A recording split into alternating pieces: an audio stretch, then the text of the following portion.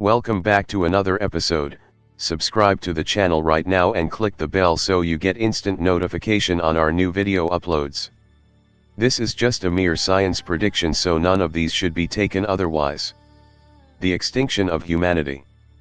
This is not just prophesy, this is an inevitability.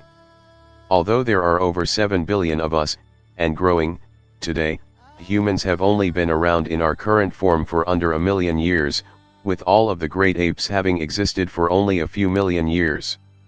Evolution may be slow to occur in our species on the timescale of a single human lifetime, but over millions of years, it's inevitable. As the Earth changes, the pressures on different species to survive will change as well, all while random genetic mutations occur. Some mutations are beneficial to surviving the present pressures, and those are the genes that are most likely to get passed on. Whether those offspring of humanity millions of years from now remain sentient, as we know it, is beside the point. The point is that millions of years from now, even if there are descendants of humans still around, they won't be human any longer. Humans themselves face pressure from a changing planet with limited resources, from other humans, in the form of nuclear, chemical, or biological weapons, and from the natural world, in the form of disease. Whether an out-of-this-world catastrophe, like an asteroid strike, occurs or not, the demise of humanity is inevitable. The boiling of Earth's oceans. It's such a fortunate cosmic coincidence that our planet is the size and mass it is, with the atmosphere it possesses, at the distance it is from a star exactly as massive as our own. Only the right combination of all these parameters can give us a life-supporting planet with copious amounts of liquid water directly at the surface. For billions of years, Earth has been an ocean-covered world, with simple and complex life originating in the seas and only coming onto land relatively recently. Yet thanks to the future evolution of our Sun, our oceans won't be around forever. As helium builds up in the Sun's core, the region in which nuclear fusion occurs expands, with dire consequences for us. Over time, the Sun heats up and expands, becoming more luminous and emitting more power as time goes on.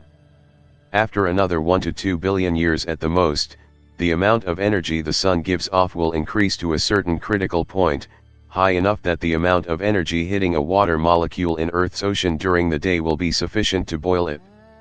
As the oceans boil and the atmosphere fills with water vapor, the greenhouse gas effects will take over, causing Earth's temperature to rise catastrophically.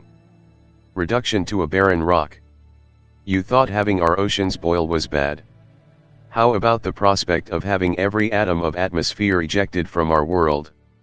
Of everything that ever lived on the surface reduced to charred ash, of the record of everything that living creatures left behind turned into dust. With enough heat and energy, that's exactly what would happen to any world, with Mercury, the closest planet to the Sun, being a prime example. In another 5 to 7 billion years, this is exactly what will happen to Earth, as the Sun runs out of hydrogen fuel in its core. When that occurs, the core will contract, heat up, and begin fusing helium to release even more energy than before. In this state, the Sun turns into a helium-burning red giant, and nothing on Earth can withstand this. The Sun will swell to almost 100 times its current diameter, and will become thousands of times as luminous as it is today. The Earth will be stripped completely bare, while simultaneously being pushed away from the Sun in its orbit, while the inner worlds, Mercury and Venus, are totally devoured. The Sun will later die, being reduced to a white dwarf, while the Earth remains just a roasted remnant, floating through space in its orbit around a stellar corpse. Swallowed or ejected. Even though it's been cleared of life, boiled, then charred and evaporated, and finally bombarded with quadrillions of years worth of cosmic rays, our corpse of a planet will still continue to exist. It will remain intact, orbiting around our central, stellar corpse, until one of the following things happen: an object collides with the Earth, either destroying it or engulfing it, depending on the size and speed of the collision.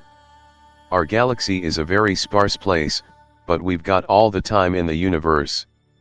A massive object passes close by the Earth, gravitationally ejecting it from the solar system and the galaxy entirely, where it wanders in obscurity throughout the empty cosmos for eternity. Or it remains bound to the sun's corpse, and slowly, over countless orbits, spirals into our stellar remnant, where it's swallowed by the black dwarf that dominates whatever's left of our solar system. Thank you all for watching.